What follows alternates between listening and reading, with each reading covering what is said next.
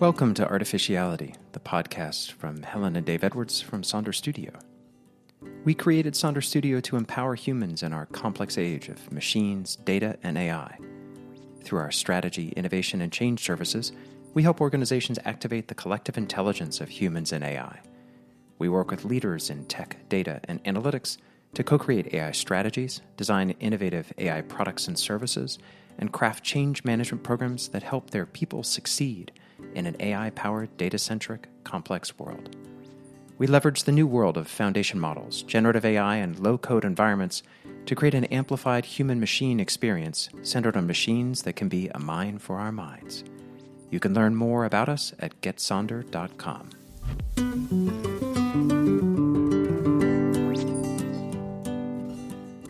Anyone working in a large organization has likely asked this question: why is it that I can seemingly find anything on the internet, but I can't seem to find anything inside my organization? It is counterintuitive that it's easier to organize the vast quantity of information on the public internet than it is to organize the smaller amount of information inside a single organization. The reality is that enterprise knowledge management and search is very difficult.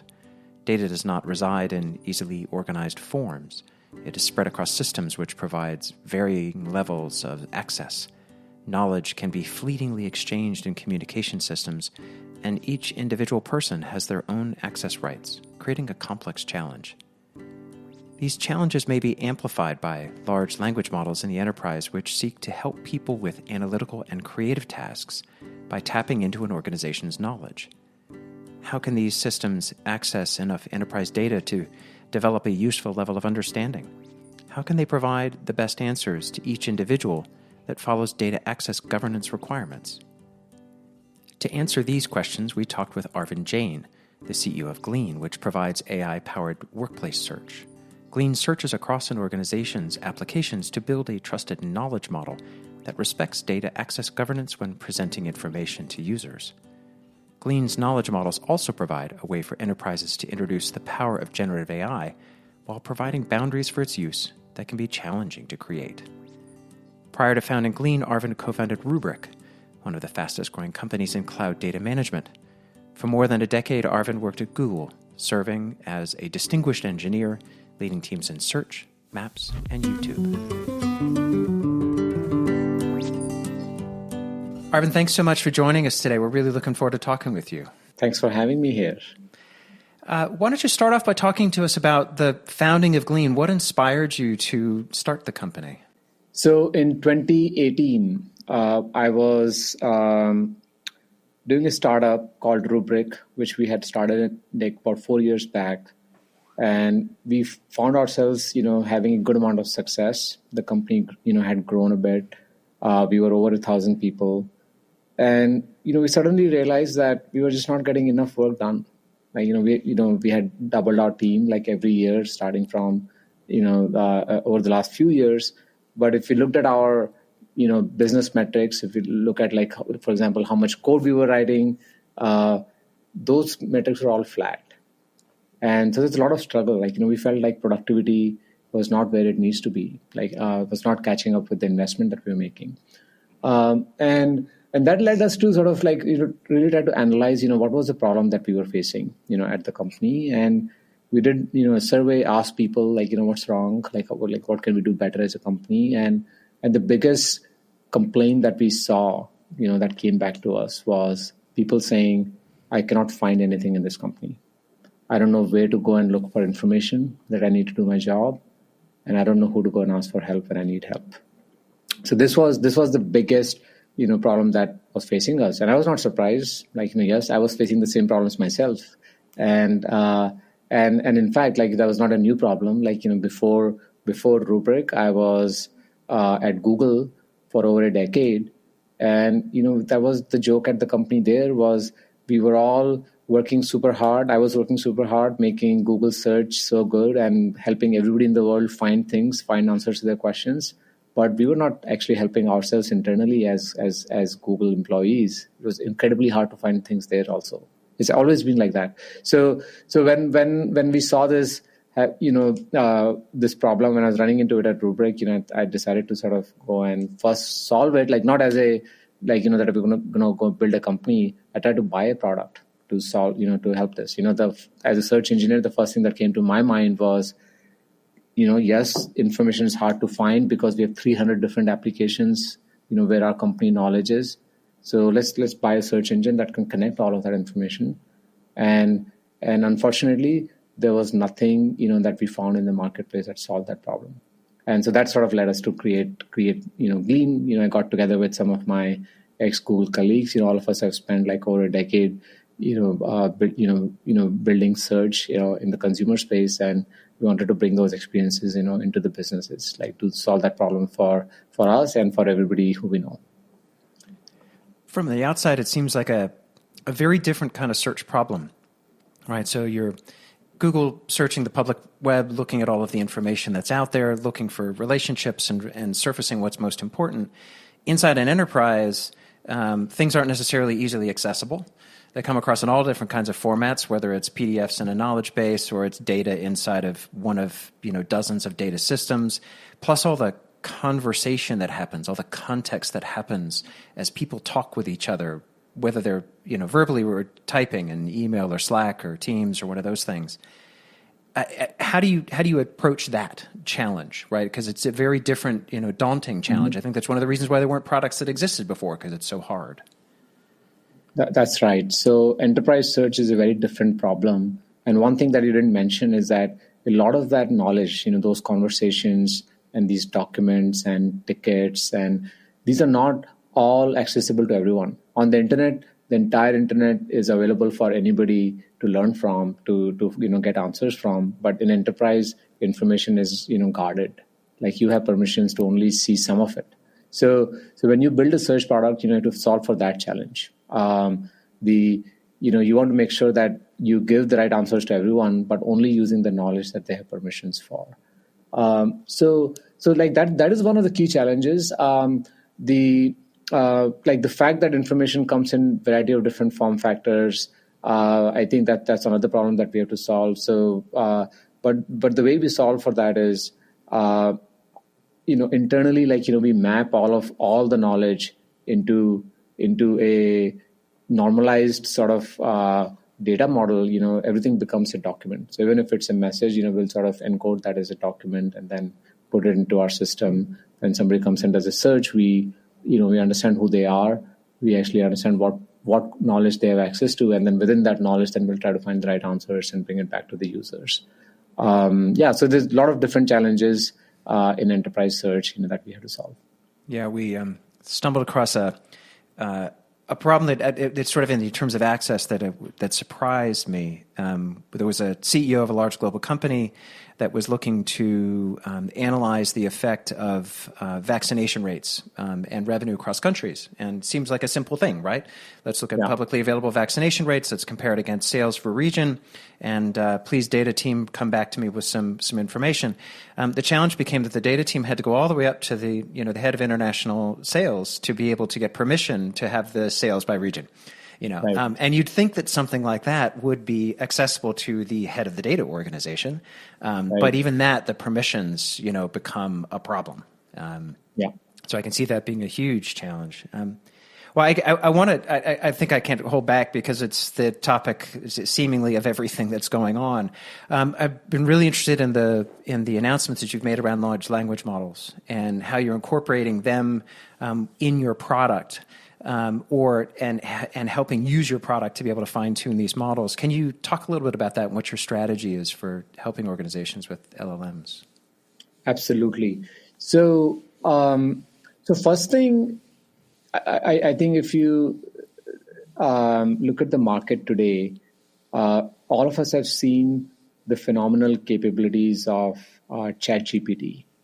We know that if we had a product like that in our business, is going to actually increase productivity for everyone.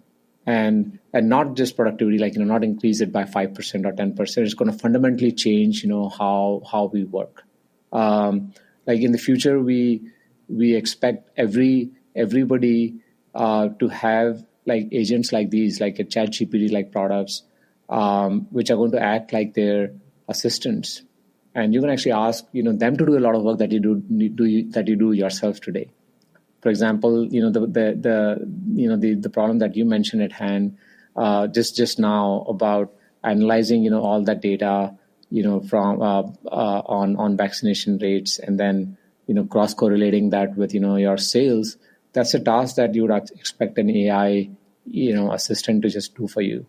All you have to do in the future is not like go and do all of that hard work, and you'll actually just ask your AI assistant to analyze that information for you and summarize it, synthesize it, and show that back to you. So there's a big promise. So now the question is, how do you bring these technologies into the enterprise? Because it is hard. One of the things that we just talked about, so is that the public models that have been built so far, like whether it's GPT-4 or Google's Palm model or any of the open domain models that are out there, all of them have been trained using knowledge on the internet. So if you want to use them in your business, they don't really know anything about your business. They don't know how to answer any question that requires your business information. So that's the first challenge that you have to solve, is when you build a system like a conversational assistant or a question answering engine, you have to bring that enterprise knowledge into that system. The second thing that you have to do is you cannot actually take all of your company information and bring it into these models, because then it's going to leak information internally within your enterprise, right? You have to do it carefully.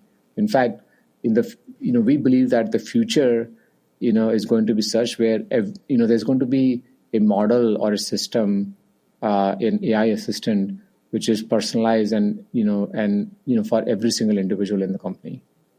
And this assistant will have, access to all the information that individual has, and it uses all of that knowledge to answer the questions. So that's the vision. So that's what we're working on. So the way our technology works is that we take the reasoning, capabilities of these large language models, and we combine it with the knowledge retrieval capabilities of Glean, which is permissions aware, which is where we obey the data governance needs of an enterprise, and we combine these two systems to actually bring that power of a AI assistant, to all of our employees. So if you use Glean, you can actually come and ask a question. Based on who you are, we know that what knowledge you have access to. We'll assemble the right body of knowledge that can answer your question. Then we'll use these LLM technologies, in a very, constrained fashion, and say that, hey, answer this question using this piece of knowledge that I'm giving you, and don't use anything else, right? And then you can actually have it synthesize and summarize that information beautifully for you. So that's the approach that we have taken. How do you manage the boundaries around each individual? I mean, it's sort of it's such a compelling top level sort of goal and target and feature to have, is to say, we only answer questions based on what an individual is allowed to have access to. In reality, it can get really messy. Whether if an organization has a good governance policy and it's role based, but then there's always exceptions, so the marketing manager level 1 can have access to this, but then somebody else's, boss gave them specific access to the other thing. Like very quickly it becomes sort of spaghetti. And I'm curious how you think about that. And especially given that you're going to train fine tune a large language model, how do you manage that governance process overlapping with a fine tuning of this large model?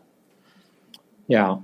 That's a good question. So, see, so forget AI for a moment. For the moment, within an enterprise today, there is a lot of information, and that enterprise is actually already governing access to that information, and typically you use capabilities within individual applications. Like, for example, if you have content in OneDrive, or in Confluence, you are actually implementing your governance policies within these systems. So you'll create, you'll create a piece of knowledge. You will say that, hey, certain people have access to it. You can actually create a folder and say that this folder is meant for the accounting team. And then every document that goes into that folder within that OneDrive system, it'll basically inherit those permissions from that folder. So people are already used to implementing, these data governance policies in these individual enterprise applications that they use. Now, the way our approach is that we just piggyback on that. So when Glean, is brought to your enterprise, it's going to actually connect with all of your enterprise applications, and it's going to actually learn the governance rules and policies within those applications. So you don't have to actually create a new set of hey, for the search engine or for this assistant, I need to think about access controls or roles again, one more time. You don't have to do that because you've already done that work beforehand. So we by us just piggybacking on how you implemented governance in these apps, we are easily able to build this system, which basically works the way I described. That you come in, you ask a question, we know who you are, we know your identity, and we know that you have access to certain pieces of content in these apps, and we're gonna only use those to answer those questions back to you. Stepping back a little bit, do you? I'm thinking about the challenge that you have. Each individual has an AI that matches, an AI assistant that matches their data access. That would imply that the farther up the organization you go, potentially the more intelligent, more useful, more knowledgeable an AI assistant could be because there's more data access. Maybe it's not always hierarchical, but those with more data access might have an AI assistant that could be more helpful. That's a good point. I don't think it's actually hierarchical in that sense. As knowledge is created, it's for example, I'm the CEO of my company, but that doesn't mean that I have access to more documents than other people. I think documents generally, the sharing, model that we have these days is, people create documents and they share it with people who are going to make use of them. Mm-hmm. So an engineer in our company is not going to share a technical design document with me because they know that I'm not going to be reading that. So it's not hierarchical, but actually the point remains that within an enterprise, what answers you're going to get is fundamentally limited by what information you actually had access to. Yeah. And so that's a good point. Yeah. And what I'm wondering about is more hypothetical. So not the reality of what you're working on today necessarily, but thinking about the possibility for an AI assistant to be knowledgeable, perhaps beyond the specifics of the data to be helpful. So if you're you're trying to think about creating a new product, or you're an organization a company that has a lot of store locations, and you're thinking about where to put your next store, that an AI assistant could be helpful and help you pick out the right outcome, even if you didn't have necessarily access to the specific data, that drives that knowledge. That seems. I'm going to say it seems a bit far-fetched right now, but given the last several weeks, what seemed far-fetched turned out to be reality. Every time we turn around, there's a new release. But do you think there's some way, and I realize it's a very speculative question, but do you see that there's some way that we could develop AI assistants that would lever the kind of knowledge that you have in your trusted knowledge model to be able to be helpful to people, even if they're not allowed to see the specifics of the data behind it? Yeah, and I think so. There are two parts to it. So that we have the trusted knowledge model, but if you think about knowledge as a whole, there is knowledge that's in your enterprise, and then there is knowledge that's on the web, external knowledge. And many times, from a use case perspective, say, let's say as an engineer, I have a question how do I my machine is slow, how do I make it fast? Now, it's actually unclear, in many of these instances, what knowledge should be used to answer that question. Because in this particular example, maybe, your IT department has, come up with some documents that you could use to answer that question, but there's also a lot of information on the web that you could be using. So it's a complicated sort of, if you think about the scenario, they can get very different. They can be very, sometimes you need to only use company knowledge. Sometimes you need to use the knowledge outside your company. But I think you have to be very precise in it. So when people come and ask questions, I think one of the big fears, with these, AI technologies is that they're always going to spit out some answer, and the users are going to actually take that answer, as truth. And how do, and I think oftentimes they won't understand, I may be, in fact, my intention was to actually use information within my company, but if it actually gave me something, gave me an answer using knowledge outside of the company, I don't know about it, but I still start using it. So there's a lot of this fear around, you have to be absolutely clear in terms of how you create these boundaries. And that's why our approach is that first, if you ask a question, you're going to actually only answer it using your company knowledge and only the knowledge that you have access to. But if it doesn't answer your question, you can explicitly tell the user that, there is no answer that I can find to your question internally using knowledge that you have access to. Do you want me to go and look further? Do you want me to actually use, the knowledge from the internet to answer your question? And if the user says yes, then you can actually bring those answers back. So that's sort of one part of, this is not exactly the question you asked, but I think when people ask questions, you have to actually, inform them and educate them, how you're generating those answers and whether you're using your internal company information or, the information from the internet. So that's going to be very important. So that's one thing that we are doing. Now, the other question goes a little bit deep, technically. Can you use actually the company information that you didn't have access to also to answer your questions? That's actually the models these days are not that how these models work. I mean, is unclear. You don't have these kind of controls that are possible, where you can actually say that use a synthesized version of that information for this user, even if they didn't have access to the underlying information. They're not as controllable. So right now we don't see that being a possibility. You have to limit yourself. You have to actually, the only way to be safe is to actually only use the knowledge that you had access to and no more. Going back to enterprise searches in its broader sense, there seems to be some things that are particularly challenging about enterprise search that is completely different. You sort of mentioned that up front. I'm interested to dive a little bit deeper into some of those things and how AI is going to solve, in your mind, some of those problems. Like, you think about how people are pretty noisy in how they think, and that the question they ask one day to get it an answer might be different than the question they ask the next day, even though the overall context is the same. And how we take account of that sort of almost noisy, peripatetic, context-driven, emotionally driven process that people go through. The informal networks and sharing that goes on, and how and when we've done design work in this area, we've found a few surprises. One is how people are constantly surprised by how hard it is to find information. It's just constantly surprising. And it's almost like there's this mindset of it should be easier than this. And they're constantly surprised at how there's just a few people who seem to be particularly important in these knowledge networks.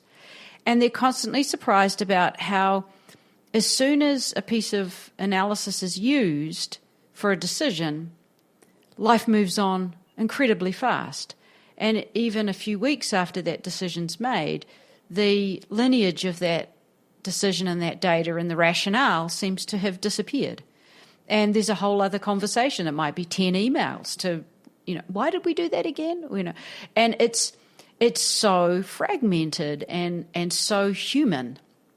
And I'm really curious as to how you see your core products, but also the way that you're thinking about language models assisting with this problem, because there's a little bit of, you've kind of got to corral a little bit of this human mess, but at the same time you sort of need to leave this human creativity and openness. And I guess there's a little bit of, my question inherently here, there's a little bit of a how are you managing that explore-exploit dilemma when it's the users that are both exploring and exploiting? How are you sort of matching up with that? Yeah. I mean, that's such a great observation.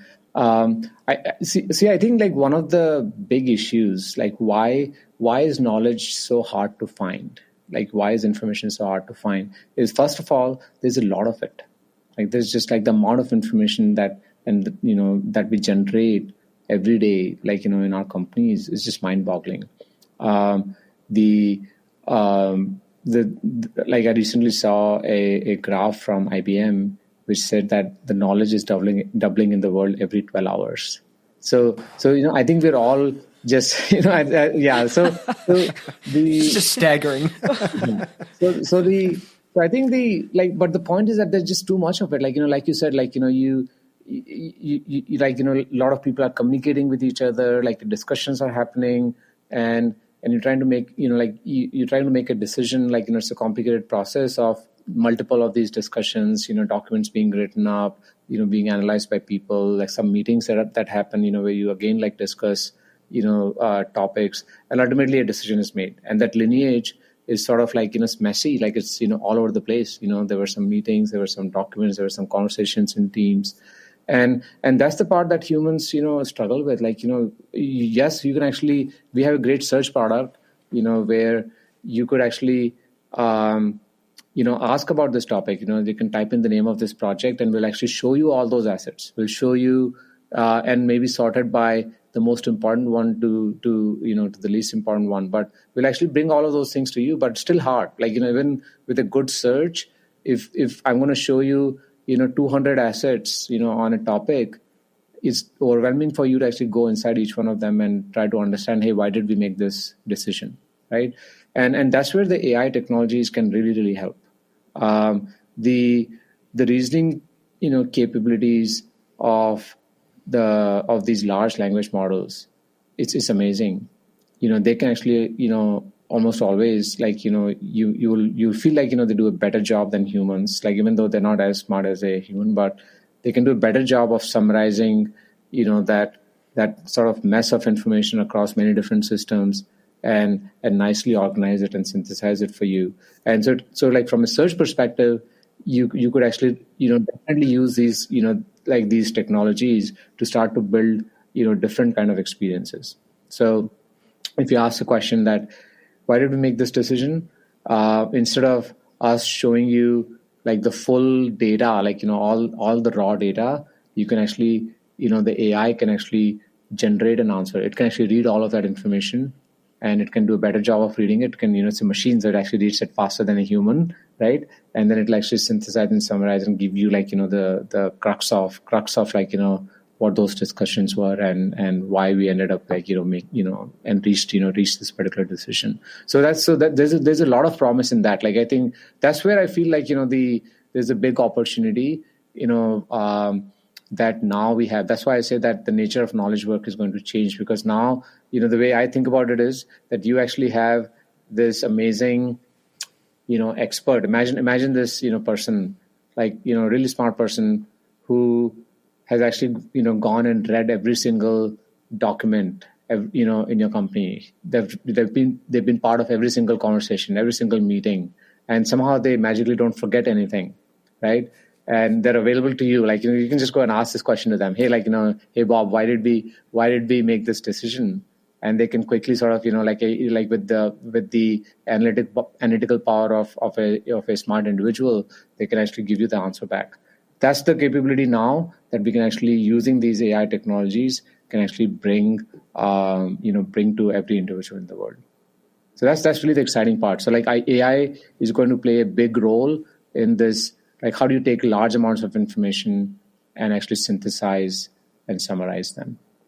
That's power. I've been blown away by its ability, ChatGPT's ability to synthesize much more than I was expecting, and really quite smart synthesizing, especially if you take it down, routes of where you're doing some data analysis and going backwards and forwards between one environment and another, and giving ChatGPT information out of a model that then says, can you explain this to me?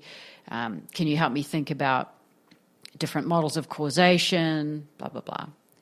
what other experiment could I do here? It's just extraordinary what it can do. And translating that into the enterprise, where you've got, a shell around the information it's really exciting to think about. It's really, really fascinating. When you look at some of the sort of near future of being able to do statistical analysis, being able to do really detailed search, but you've got to think through the other ways that these models can mislead. The common term being hallucination, making up facts or whatever. What's different in the enterprise when it comes to helping people understand what this new level of automation bias could be? And I guess I'm getting at a couple of different levels here. One is that it's wrong. It makes something up. There's an error there, and that propagates, and that does damage quite quickly, potentially. But the other one is the way that the people are connected behind the scenes. The proxy for the knowledge. Is there different things you have to do to sort of take account of too much preferential attachment to a particular piece of knowledge or to a particular person? How do you have to design differently for error rates and problematic outcomes? Yeah. So I think first thing, I guess somehow the way we feel is that when you are at work, things are a bit more serious. You need to if you ask a question, you need to be you need to be given the right answer. Otherwise, the damage can be can be really high. As you said, you take wrong information and you propagate it, and suddenly you're getting a lot of people sort of misinformed in the company. The cost is too high. So these AI assistants, because they actually answer your questions, right? And they don't actually tell you how they came up with those answers. It's a very different model than a traditional search, like a Google-like search, where you ask a question and the system, all it is doing is it's actually pointing you to some resources, but you still got to go and read them yourself. And it's human-generated information, and you can be more sure about its correctness, or at least we're leaving the problem of correctness to the human, not actually bringing one more factor of I guess incorrect information that is being generated by the machine. So we felt that it's these technologies are not ready right now. They will make things up, and you have to constrain them. And so that's why our use right now of these models is not to ask them questions and ask them to use their knowledge to answer those questions. We do it differently. What we do is you came and asked a question. We will actually use the standard search techniques to assemble the right body of knowledge that we think is answering this question. And then we'll use the model in a very constrained fashion. We're going to tell it that, hey, here's a question, here's a body of knowledge, only use this and summarize, this sort of body of knowledge and answer that question for me. Don't use any of your other information. So that's sort of one way. But even when we do that, we actually will also, whenever we, show an answer, we will actually also put in the links or the excerpts from the actual real knowledge, human-generated knowledge that was used to produce it. So show them side by side so that people who are consuming it, have more. They can actually, see the references. They can actually feel more confident in it. And sometimes then you can actually also say that people can give you feedback on it. If they decide to use it, then you make it a little bit more official. Otherwise, you evolve the model differently. But that's one of the big. I think it's going to take a long time before we start to use these models, to just produce answers and just start to believe in them and use them. I don't think the technology is there today. So that's our approach. Use them only. I guess maybe the other way to think about it is that is all you're doing is basically rewriting. rewriting, some piece of knowledge, like, summarizing it better, maybe using fewer words, but not, creating your own information. That I think that's the approach that we have to live with, until we. I mean, I think this technology is moving fast, and maybe it will stop hallucinating in the future. But right now it does. So, yeah, it's fascinating. The boundary around what individuals are allowed to have access to creates an obvious challenge, right? In that each individual is limited by the data that they're able to have access to. And your process makes a lot of sense. Here are the 12 things that this person's allowed to see in response to their query. Now I'm going to apply a language model to it and summarize it and provide some insight on top of those 12 things. Someone else might have a different set of 12 or have access to 25. But you stop and sort of step back and think about the possibilities for the future. It would be amazing if, I was searching and I got a response back, and they said, but if you want to know more, you should go talk to Julia, because Julia's got much better access to all of this information than what you really want to know is you have to get somebody else's data access. And theoretically, that kind of thing is possible once you have the ability to look at this summary and then look at the other summaries that are possible and weigh them. I mean, it's much more complex, obviously. Yeah, that's such a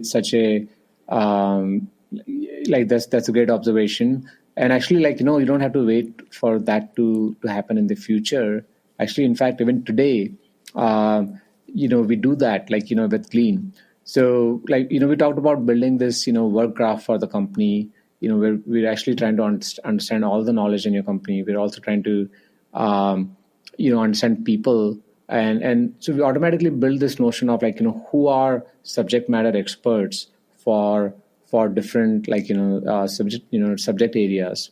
And so when somebody comes and asks a question, like in Glean today, we actually, the way Glean works is that we will show them the knowledge that they have access to, but we'll also actually point them to experts who can actually help them further. And in fact, this is actually a very solvable problem where you can, AI can actually understand that, hey, there is more to this answer, but either I'm not feeling particularly confident about the answer that I'm giving to the user right now, or that there is a lot more information outside of the information that this particular user has access to. And in both of those cases, additionally go and suggest who are the experts who can help the user. So that's totally that's a great idea. And AI assistants should actually be doing that. You ask a question, they should actually sometimes point you to the right experts in the company. Yeah, give you a FOMO score. Yeah. You're missing out at 9 out of 10 here. Well, and we've gone through and done these kinds of projects in the past. It's the amount of time that people spend trying to call somebody, but also the first step is I don't even know who to call. And so you find that there are hubs of people inside an organization who know who the people are. And that's what you're hunting for right away. So I think that's one of the most attractive things as I've looked at Glean from the outside. And one of the most attractive things is being able to find the subject matter expert, because it would greatly reduce the amount of time spent, especially when somebody's trying to do something new or to them, or potentially novel for the organization. It's like, well, I need to find something. I don't even know where to start. And being able to surface, those connections is quite powerful in time saving, I guess. Has building this product changed your perspective on what's possible in terms of how organizations work? Have you had any, the future of expertise and what it means to be a subject matter expert? Have you had any sort of shifts in your, I don't know, the Overton window, your perspective of what it means to manage and own knowledge, or be an owner of a data set in an organization? Has it sort of shifted how you perceive just the DNA of an organization? Yeah, as organizations, typically, put a lot of effort into organizing, their knowledge.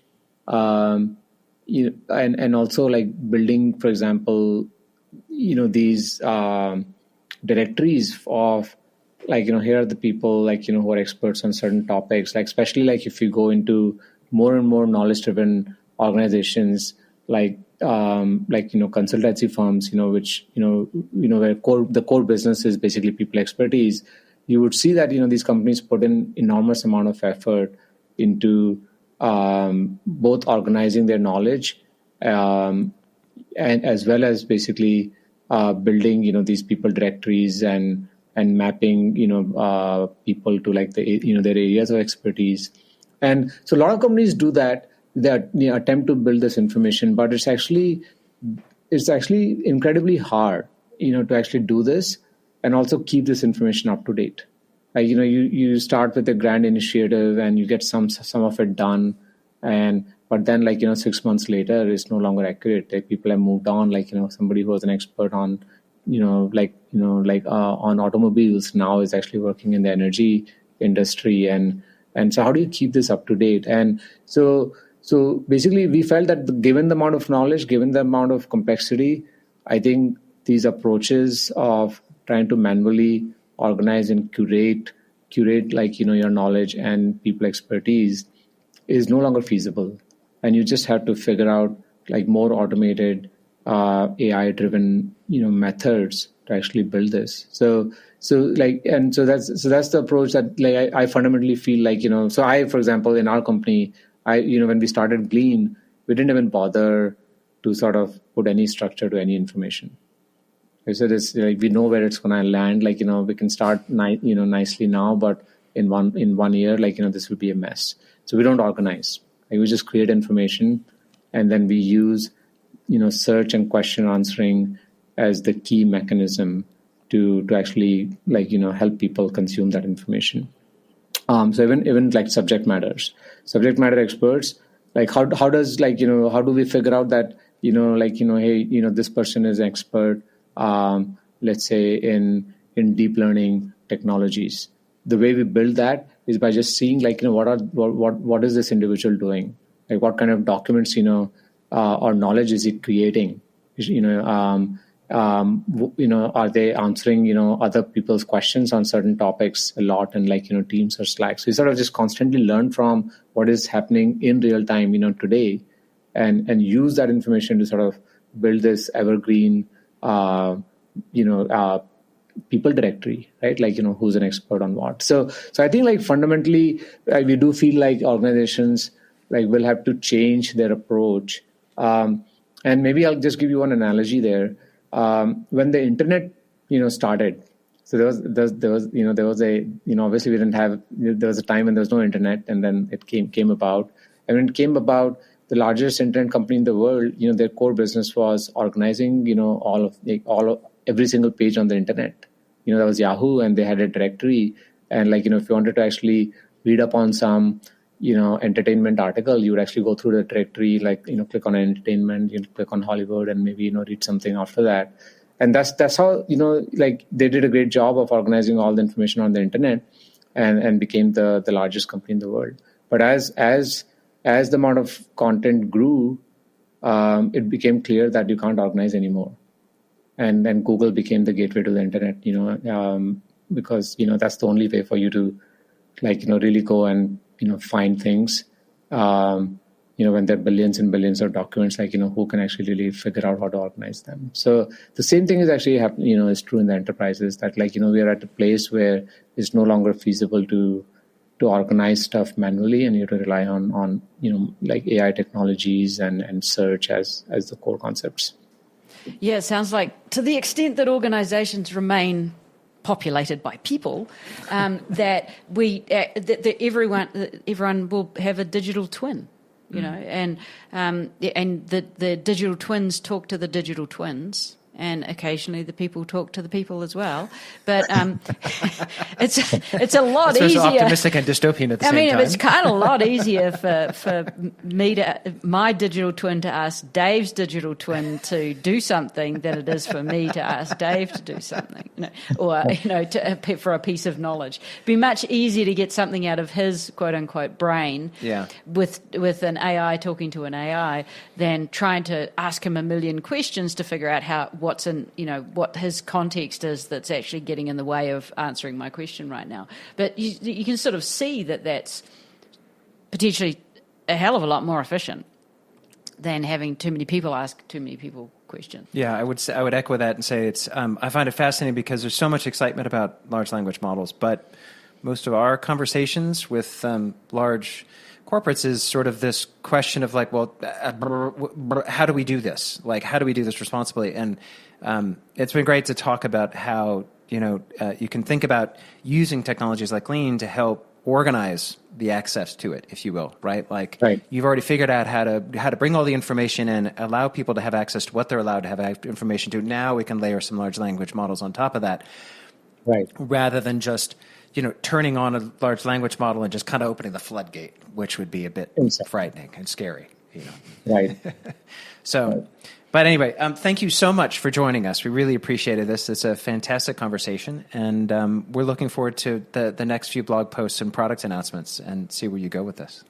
Thank you very much for having me.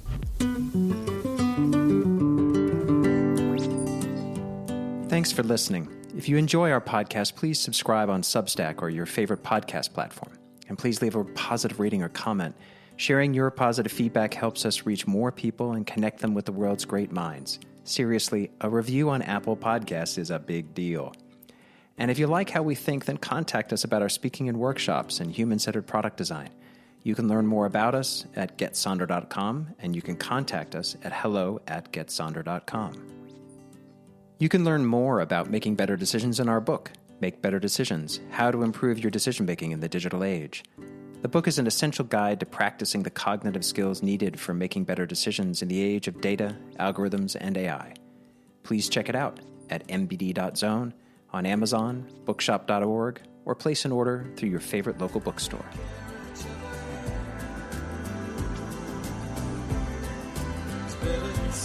Stay